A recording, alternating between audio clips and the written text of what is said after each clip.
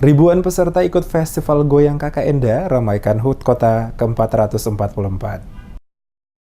Ribuan warga Kota Ambon tumpah ruah di sepanjang Jalan Ayapati dari kalangan ASN lingkup pemerintah Kota Ambon, ASN Pemprov Maluku, termasuk juga TNI Polri bergabung untuk meriahkan Festival Goyang Kakak Enda yang dilaksanakan pemerintah Kota Ambon untuk memeriahkan HUT Kota Ambon ke-444 tahun 2019. Goyang Kakak Enda dipusatkan di sepanjang ruas Jalan Ayapati. Terlihat begitu penuh dengan kehadiran peserta, walaupun turun gerimis namun tidak menyurutkan semangat para peserta untuk tetap tampil. Selain dihadiri oleh para ASN Kota Ambon, Provinsi dan TNI Polri, BUMN, BUMD, tampil juga kurang lebih 300 tim yang sebelumnya sudah ikut ambil bagian dalam berbagai lomba Goyang Kakak Enda yang telah dilaksanakan oleh Panitia HUT Kota Ambon. Kegiatan yang pelaksanaannya dimulai dari pukul 08.00 hingga 10.00 waktu Indonesia Timur cukup terlihat ramai dan meriah walaupun kondisi cuaca kurang bersahabat. Sekretaris Kota Ambon, Agila Tuheru, usai hadir dalam acara tersebut kepada DMS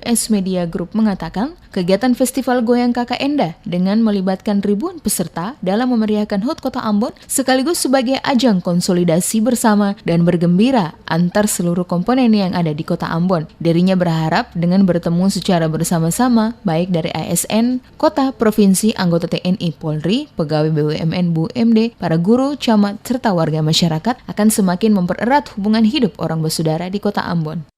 Hari ini sebetulnya Festival Kakak Enda yang melibatkan semua komponen. Jadi bukan cuma mereka peserta lomba saja, tapi ASN kota, termasuk guru, pegawai puskesmas, ya, camat, ya, pegawai kecamatan, terus pegawai provinsi juga bergabung sama-sama dengan kita. Pegawai BUMN, BUMD juga bergabung tadi sama-sama dengan kita.